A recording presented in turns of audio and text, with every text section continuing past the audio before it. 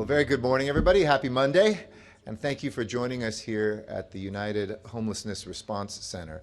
I think so many of you from the press have been here for our pre-pandemic monthly briefings on homelessness and the coordination that happens behind us, just as we see in this Emergency Operations Center, brings together all the departments, all of the agencies, all the levels of government working together as a single team to help house people and to make sure that our neighborhoods are as healthy as they can be.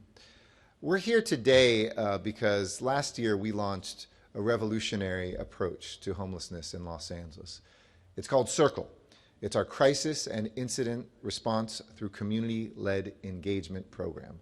That's the acronym CIRCLE. But we knew it would fill a critical need. Simply put, there is too much trauma living on the streets of LA. It breaks our heart to see individuals who are experiencing mental health challenges, who are unhoused, who are living on our sidewalks, in our neighborhoods, and who need a place to call home. We knew that too often when we saw crisis on our streets, people call 911 and somebody with a badge rolls out. Police officers who are well trained in mental health, firefighters who know how to take care of people's well-being, but neither department which is specialized in making sure that there are outcomes that help people long-term get out of homelessness. In fact, we come back to those same spots, those same blocks, day after day, week after week, month after month. And we knew we could do it better. It would be better for our public safety officials, it would be better for our neighborhoods, and most importantly, better for the people who are experiencing homelessness to have better outcomes. The approach has been incredibly effective. We started this program, Councilmember, good to see you. Good morning. In Hollywood and in Venice. But since the start of the year, CIRCLE teams have responded to over 2,300 incidents, diverted from 911 calls, diverted from LAPD's non-emergency number and LAFD, and another more than 12,400 incidents through the team's proactive approach. So this isn't just something that waits for the 911 calls to come in. These are teams out there every single day, going and establishing rapport with people who are struggling on the streets, letting them know their stories, because quite often some of the people who are working on CIRCLE teams themselves have been unhoused or have been involved in the criminal justice system, have lived through trauma, have overcome their own challenges, and so they can connect with people on the street saying, this moment won't define you, it didn't define me, and let's figure out what we can do together. Our first CIRCLE teams in Hollywood and Venice last year have now expanded this past summer to downtown and parts of Lincoln Heights. And we're going to roll out this program in the Northeast Valley next month and the South LA early next year. Now, once this expansion is complete, LA will be home to one of the largest alternative response programs in the United States. Before I tell you more, I want to take a moment to acknowledge the leaders that are here. Councilmember Curren Price, not just in his leadership in the 9th District, but overall in attacking poverty, from guaranteed basic income programs to, congratulations, by the way, this weekend, South LA's newest dog park, which he opened up. I want to thank Dr. Lena Miller as well, who is the founder and CEO of Urban Alchemy, which is the agency that is staffing and running the CIRCLE teams, and then the incredible CIRCLE team members who are here with us today. I've gone out with them myself. I've seen how well they are embraced on the street. People don't get nervous. It's quite the opposite. They see a familiar friend. You get a smile out of somebody who probably hasn't smiled in days. And they're able to talk about the needs that people have and address them as well. So with CIRCLE, for the first time in city history, we're responding to non-urgent calls related to homelessness, not with police officers, but with unarmed, specially trained crisis response teams. Now let me say, where we have public safety concerns, we rely on, thank, and can call in our police officers. It's not an either or. But so often, the 95% of the time or more, when we don't need a law enforcement official, we are sending a law enforcement official, taking him or her away from valuable time to address crime in our city, and vice versa, not giving the sorts of services we need to people who are on the streets. LAPD officers are freed up to deal with those serious crimes. And instead, we have mental health professionals and 2 crisis workers with lived experience who can engage and who can move forward with solutions for our unhoused residents. These folks are trained, they're unarmed, and they're out there 24/7 providing unhoused Angelenos with compassionate response that meets their needs where they are, connecting with them with services, including housing. And by the way, I should say as a side note, it does look, as we're getting more returns in, like our United to House LA measure, ULA, will pass. I know I'll wait for you all to declare it, but looking at the statistics, I'm declaring that it will pass. When we're at 54 to 55%, the margin is too great. The first rounds that came in didn't shift it anywhere near enough, which means we will have for the first time $500 million to $1 billion a year, which is a profound number to be able to address homelessness, to build housing, for rental assistance, for eviction defense. You know, we've actually done a pretty good job, I can say this bluntly on the way out, housing people in Los Angeles, 81,000 people in the last 5 years. What we've done a lousy job on is keeping people from becoming homeless. If we had just looked at the 81,000 is more than the number of people that are homeless today. We would be done with homelessness if we weren't putting more people into homelessness each month. And with United to House LA, we have a shot of keeping people housed before they become homeless. And so I believe this next mayor, this is a gift that we are leaving behind collectively to be able to finally end homelessness and to deal with housing insecurity. But let me go back to our circle teams. What sort of a crisis, what sort of calls are we talking about? Because a circle crisis response team, when we get a 911 call, can roll out quickly in less than 15 minutes in the geography because they're assigned to that area, to assess the needs of an individual, to de-escalate where needed, or to make referrals to services right then and there, to put folks on a stable path. That's what's revolutionary about this. It's not just the past where we might de-escalate but don't have help, we need to call somebody in for help, or maybe somebody can provide help but doesn't have the skills to de-escalate. This is the full package. So these are, what kind of calls are we talking about, as well as visits that are proactive? Well, there's well-being checks that we do, where folks, as I've walked with the circle teams, will just walk in an area where we see people who are encamped or living on the streets, check in with them, see how they're doing. If there's an individual who's under the influence of alcohol or narcotics, they can roll out to them. If a person is inadequately clothed, we've seen naked people in our streets. It's one of the most traumatic things, obviously, for them and for everyone in the city to see, and make sure that they get clothed and that they get calmed. Or if there are noise complaints or loitering on private property, I've seen the amazing skills that the circle team bring to resolve kind of those neighborly disputes that happen on our streets. And our circle teams do much more than respond. They're doing proactive outreach 7 days a week. So they're equipped with vehicles, supplies like water, snacks, clothing, Narcan to reverse any opioid overdoses. And they're working to intervene and prevent 911 calls from happening in the first place, which takes a lot of stress off the entire system. Spending the time to get to know folks, know their names, know their stories, know their needs, and then connecting them with the resources and referrals that they need. Because getting off the street takes trust. That is the key.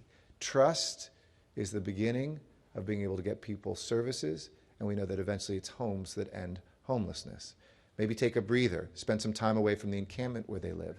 And one of the great things that they have with circle teams is decompression centers in each one of the places where somebody can be brought to. It's a very calming place. It's a very relaxing place where you can engage with somebody who's experiencing trauma or just needs a rest. These decompression centers are a temporary respite from the street, a place to relax, have water or a snack, and get connected to health. And there are mental health clinicians who offer a private, calm setting where they can speak with people and identify the challenges or barriers that they face. So with Circle, we're flipping the script. We're changing the way we approach. The old way, critics are right, didn't work. It didn't do enough. It couldn't keep up with the pace of people becoming homeless. But Circle meets people where they are. We know that law enforcement isn't the solution to homelessness. Services and homes are. We've asked too much of our LAPD officers go end homelessness. We've asked too much of our providers without any of the help around. And now we have a model that can work. And we know there's a better way so that we can look back in the rearview mirror one day and say that homelessness is a thing of the past and newly unhoused individuals have the help that they need. So with that, let me turn it over to Councilmember Curren Price. He is our council president pro tem, and also somebody who has led on this issue, as I said, inside his district, but really for the entire city. Thank you for your friendship and your support. It's great to have you here today. Good morning. It's an honor to be here with our friends from the Emergency Management Department who do a tremendous job in our city during good times and bad times. But also with Urban Alchemy and our Circle teams. This is an exciting day in our community. Since 2020, along with the mayor, who has just done an extraordinary job in focusing resources, focusing attention on efforts related to homelessness. The mayor and many of my colleagues have called for nonviolent responses to problems that are faced on the street. We need to make sure that unarmed, non-law enforcement agencies are engaged and involved in ways that they haven't been before. And that's what makes Circle so important. Circle does just that by bringing hope and compassion to our most vulnerable population, those who are homeless, those who are on the streets. No matter how the conditions of homelessness has come to be in someone's life, and you know, they could be falling in hard times, coping with trauma, mental illness, substance abuse, whatever the reasons they're there, they need help. We know that homelessness is a multifaceted issue, and it should be treated as such. You can't just have one solution to solving the problem. In CD9, for example, we have a variety of strategies that we've deployed, and we're doing that same thing in the city. That's why this effort is so important. I think we all realize, though, as the mayor has said eloquently on so many occasions, we got to do more and we got to do better. And that's what Circle represents, and that's why it's so important that we welcome their expansion in our city in areas of need. The road to ending homelessness, for once and for all, is paved with more resources, more case management, more mental health services, more society services. We have to do more and we have to do better. But we don't have to imagine it. You know, we're actually building this plane while it's flying, Mayor, as you've said on some occasions. And we're going to make some mistakes, but we're doing a lot of stuff right. And we are learning from past efforts, from past mistakes. I'm confident that with our all-hands-on-deck approach, Circle is going to solidify the long-term results that we all want to see, getting people off the streets, getting people the help that they need. A system built on security and dignity is going to be the utmost important as we seek to change the narrative for tens of thousands of Angelenos. And so, again, I'm just so proud of the Circle program. It's going to be a model not just throughout our city, but throughout the county and really around this country. And so, again, we just appreciate the leadership that's represented here, the ongoing commitment that we all have to make our community the best possible. And we know that working together works, and this Circle program is going to be an exciting addition to our success. Thank you. Thank you, sir. Appreciate you. Thank you, Council Member. Thank you again for all your good work. I hope you're still glowing in the glory of the LAFC championship too, which happened in CD9. Thank you for that. If you guys need a sports team to root for these days. Next, Dr. Lena Miller, as I mentioned, is the founder and CEO of Urban Alchemy. We've seen and had seen really her deeply impactful and deeply humanistic work up in the Bay Area. And then down here, we've witnessed it, where the engagements that she and her team has really set the bar for how we can humanize people on the streets, turn them into stories and not statistics, narratives, not numbers. And we're so pleased that when we ask people to expand capacity, it's always a scary moment because you got to hire people, you got to find them, you got to train them. But so far, so great. So we really appreciate your transformation in communities through your respect and compassion. The head of Urban Alchemy, Dr. Lena Miller.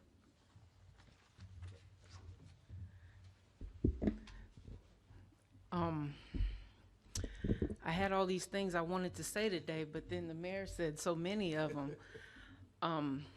But I think the most important thing that I want to say is to really take this moment to witness this good news. The number one issue that Angelenos, or the number two issues, the top two issues that Angelenos identified in this last mayoral race was homelessness and public safety. The circle beautifully addresses both of those issues.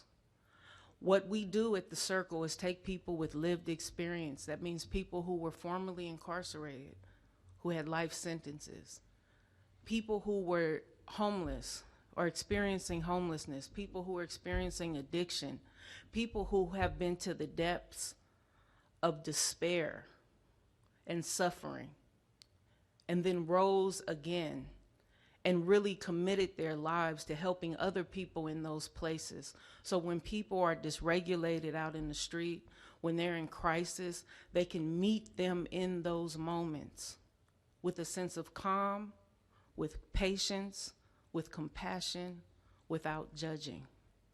And that makes the difference. Creating those networks and those webs on the street of somebody who's there who I can trust, who will meet me in those moments and help to bring me out of them.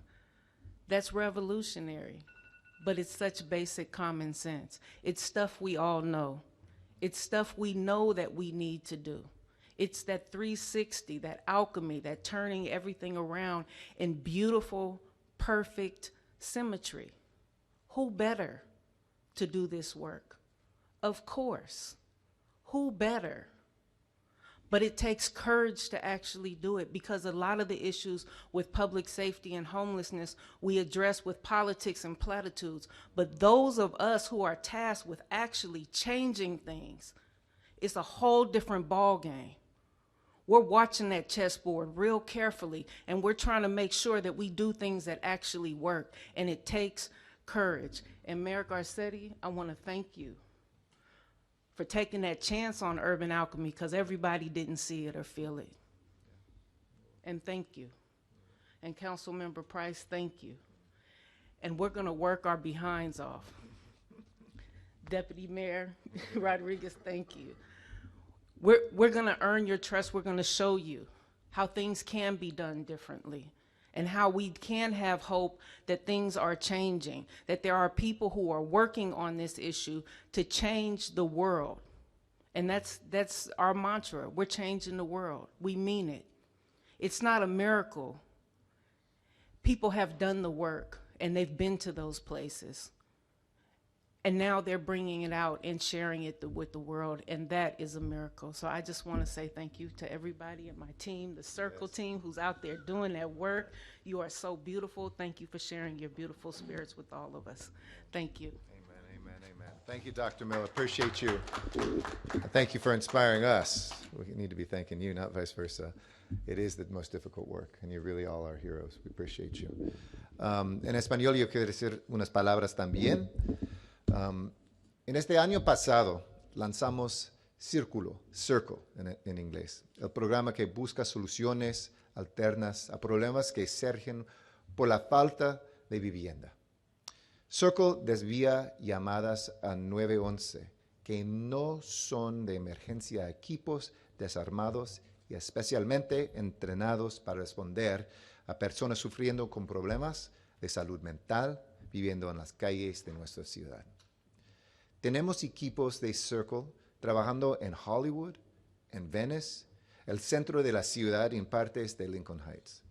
Lanzaremos los nuevos equipos en el Valle Noreste, San Fernando, el próximo mes, y en el sur de Los Ángeles a principios del próximo año. Estos equipos son héroes y también están trabajando para evitar que esas llamadas al 911 ocurran en primer lugar, dedicando tiempo a conocer a las personas viviendo en estas comunidades y conectándolos con el apoyo y servicios necesarios. Es una revolución. A tener estas personas, estos expertos, para ayudar a la gente en nuestras calles, finalmente nosotros podemos parar la indigencia en Los Ángeles. Una persona, hasta toda la gente reciben ayuda. Muchas gracias por acompañarnos el día de hoy. y a seguir luchando por nuestros vecinos desprotegidos. And with that, happy to answer any questions. I wonder if we could hear from one of the team about what are the concerns of the people that you encounter? What do they tell you? What are they concerned about? Tell them your full name. My name is Rhonda Briggs. I'm the Metro LA Area Lead Supervisor. The most concerns that we come across on a daily basis are basic necessities: clothing, hygiene items, socks, blankets, DMV vouchers for them to begin getting their the documents to help them and support them with obtaining other housing options. That's the concerns that they tell you that they have? Mm-hmm. Is this an expansion into downtown South LA and the Valley? Yeah. So they were previously being served, you're adding to? In Hollywood, yeah. So it was in Hollywood and Venice to start. We've recently expanded here downtown, so we're kind of announcing and sharing that. And until it goes into Lincoln Heights a little bit too. And then we're going to be in the San Fernando Valley next month, and then the month after that, early in the year, in South Los Angeles. And were those areas being served before? We do have, look, we have outreach teams throughout Los Angeles, and I do want to lift them up and thank them for the amazing work. LASA, different agencies. Circle is complementary and deeper. Instead of outreach teams having to be deployed all the time to different places, today we're getting a call from over here, tomorrow it's there, working on, they do some marvelous work working in an encampment for a long time and helping people. These are folks who kind of, just like we do with firefighters or police officers, kind of own a territory, and they get to know everybody in that territory. So it's one of the things on the streets that I think all of us who do street work know is that there's a lot of distrust because people have been promised a lot and the faces change all the time.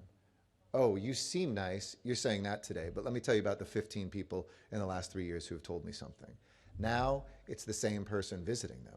They form a relationship with that person. They depend on that. And the city will be there allowing that relationship to go for this entire time until that person gets the services they need and is off the street. So it's a kind of revolutionary approach to have deeper, it's not quite case managers on the street, but essentially it is trained professionals and real relationships. 24/7. 24/7, yeah. Following up on the trust part, with members who have been, where the unhoused have been, how is that helping you as far as earning that trust and getting the services that these people need? Good question. Again, I'm Rhonda. I'm the Metro LA Area Lead. Prior, 18 years ago, I was the person that you would see in Hollywood, Echo Park, in downtown Los Angeles. So I have a 20-plus history of homelessness, substance abuse, and substance abuse-induced mental health. I utilized the services and the support that was given by the various agencies here in Los Angeles. And today I have 18 years as a productive member of society. I have 16 years of working in homeless services with various agencies. I'm honored to be with Urban Alchemy today to lead the Metro LA area team and to help our unhoused neighbors in this area, because there's not many faces that I don't know in the Metro downtown LA area. So it's when they see a team member like myself and some of my other team members that are familiar with them, they're more apt to talk to us, to confide in us, and to let us know their deeper needs, desires, and what they want. So we've been able to collaborate with LASA as well as PATH and the People's Concern. When we're not taking a LAPD call on a ticket to de-escalate, we also do outreach and referrals and resources. Sometimes those clients have not spoken to their primary medical provider or mental health provider. Sometimes they lose contact with the housing navigator or the organizations that is helping them with housing. We then stand in the gap to let the case managers at those programs know we've engaged with your clients and they're in need of whatever they're asking for, and we connect them. We bridge that gap that they have lost because they move around the city, and wherever that provider saw them may not be the place that they're residing in 3 weeks later. So when we run across them in another area, we let PATH and those other organizations know that this person is now in a new area, has a new phone number, has a new contact number, and we bridge that gap. I think that says it all. Well done. Yeah, exactly. I know, right? You know, why these politicians always clapping? Exactly. You're doing the next press conference. Any other questions? All right. Yeah, sure. LAPD officer who was attacked by an unhoused, any update on her condition and how that's going? It was actually not somebody who was unhoused. They were attacked. It was somebody experiencing a mental health crisis, but it was not. The updates are good in terms of recovery and healing. Obviously, you know, mental health doesn't just hit people who are unhoused, and it really underscores why we need to have more support for our officers and for our communities around mental health, period. Our mental health, a different pilot than what we're talking about here today, but the mental health vans that we now have, which people should know out there. If you call 911, we will send out a mental health van 24/7 now. Are we in 4 yet, or are we still in 3 parts of the city? Anybody know from my team? At least 3. Maybe we're in the 4th bureau of the city. We'll roll out with Department of Mental Health professionals, where we need backup, obviously, from public safety. If it's a violent situation, we will, and we won't hesitate to make sure that there are police officers there too. But it's better for our officers, it's better for our communities. But so far, we are appreciative of everybody's thoughts and prayers and hearing good things in terms of recovery. Mayor, on this change to the circle team, Yeah. what it was going to, under the new administration, would it be up to them to decide if they want to? Oh, it's already in the budget, so they got to. I mean, they'd have to do something radical, and I don't think this council would, and I don't think either of the candidates, by the way, would roll this backwards. And this is going to be an interesting year because I hand off the mayoralty in the middle of the year, and the budget really gets formed, at least pretty strongly drafted right around now, and we intend to keep this in there. And I think the council has incredibly strong support. And by the way, that's across even different political perspectives on the council. I mean, this is something that actually brings people together no matter what they think about what the level of policing should be, about the tactics we should have. This is effective, people see it, and it has universal support. And pardon me, I didn't hear, what is the budget for this? Overall this year, it is, let's see if I have it. You got it? Che Ramirez. Che Ramirez, ladies and gentlemen, Deputy Mayor, go ahead. The budget's $8 million, and then we also have resources from Ted Lieu's office for another $1.5 million as well. So we're looking at just under $10 million for this. 9.5. What's your name? Deputy Mayor Che Ramirez for the Mayor's Office of City Homelessness Initiatives. Thank you.